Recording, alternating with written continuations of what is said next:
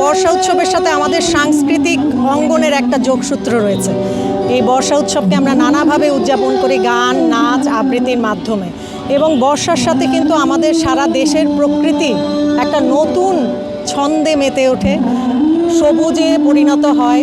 এবং এই যে একটা আমাদের সবার হৃদয় একটা অনুভূতি, আমরা কিন্তু বর্ষাকালেই সেই অনুভূতিটা উপলব্ধি করতে পারি।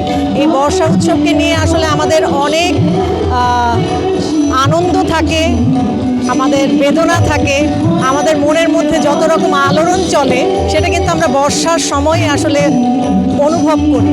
তো এই বর্ষা উৎসবকে আমরা সবসময় পালন করে এসেছি এবং সবচেয়ে বড় কথা, আমাদের শহরে এই বর্ষা আমরা কিন্তু উপভোগ করতে পারি না সঠিকভাবে।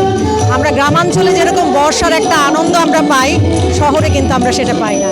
এই শহরে বর্ষাকে, বর্ষার আনন্দকে, উদযাপনকে ধরে রাখার জন্য এই বর্ষা উৎসব আসলে আমরা করে থাকি। এবং এই বর্ষা উৎসবের মাধ্যমে আমরা আমাদের নতুন প্রজন্মকে এই ঋতুর সাথে পরিচিত হওয়া, এই ঋতুভিত্তিক গান, নাচ, আবৃত্তি, সংস্কৃতি চর্চার সাথে পরিচিত হওয়ার উদ্দেশ্যই আসলে আমাদের বর্ষা উৎসব।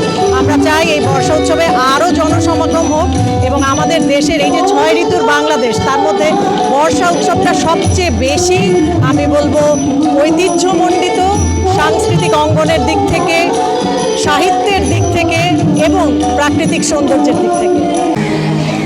বর্ষার প্রতি ভালো লাগাটা তো আসলে আমাদের একদম শুরু থেকে চিরন্তন কাল ধরেই চলে আসছে।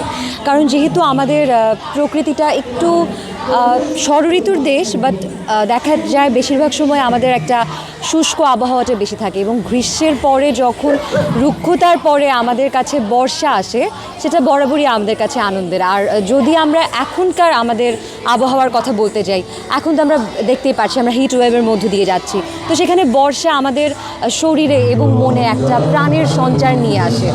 আর বর্ষা মানেই তো স্পন্দন, প্রাণের স্পন্দন। আমাদের বৃষ্টি ব্যাপারটাই তো একটা থাকে না, রিদম। তো রিদমের সাথে তো নাচ যাবেই, নাচ গান ছাড়া লয়, সুর, তাল মানেই হচ্ছে বৃষ্টি। তো এটাই। আর সবচেয়ে আগে বলতে চাই, আমাদের দেশ তো 6 ঋতুর দেশ।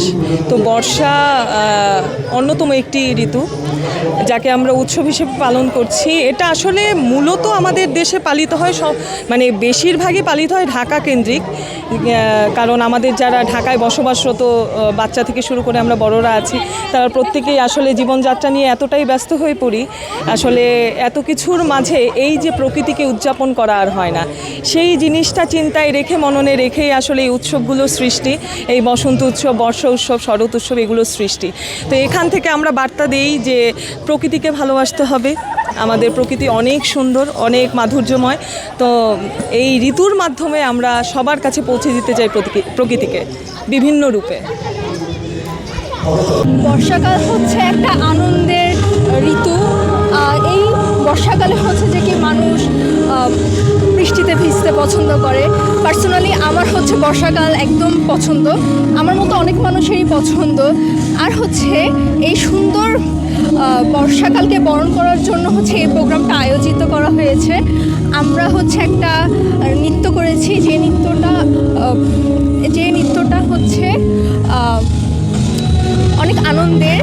বৃষ্টিতে নাচ, ছাতা নিয়ে নাচ করেছি, বৃষ্টির কালের ফুল নিয়েছি। আমার অনেক ভালো লেগেছে প্রোগ্রাম করে।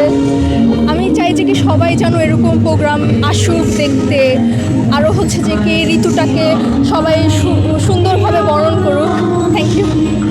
এই ঈদে জামা জুতো অ্যাক্সেসরিজের ডিসকাউন্ট। আমরা মূলত বাঙালিরা বাংলা নববর্ষ এবং বসন্ত, এই দুই ঋতুকে নিয়ে কিন্তু খুব মাতামাতি করি, কিন্তু বর্ষা কিন্তু অনেক সময় ভুলে যাই। বর্ষা ঋতুরও যে নিজস্ব একটা প্রাণ আছে, সত্তা আছে, অনেকে আমরা জানি না। ঢাকা শহরে এই সম্মিলিত সাংস্কৃতিক মানে আয়োজনে যে অনুষ্ঠানটা উদযাপন করা হয় প্রতি বছর, এর মাধ্যমে কিন্তু ঢাকা শহরবাসী এবং আমাদের আগামী প্রজন্ম তারা জানতে পারে যে আসলে বর্ষারও নিজস্ব একটা সত্তা আছে। এই যে গাছে গাছে সবুজ আপনি দেখতে পাচ্ছেন, এটা বর্ষার কারণেই হয়ে এসেছে। আমরা এসেছি নাচ করতে, গান করতে, মজা করতে, আনন্দ করতে এখানে। আশা করি এর মাধ্যমে আমাদের আধুনিক প্রজন্ম বর্ষা সম্পর্কে আরও জানবে, অনেক জানবে। নির্দিষ্ট আসনে পরিবেশন করুন। এবারে শিল্পী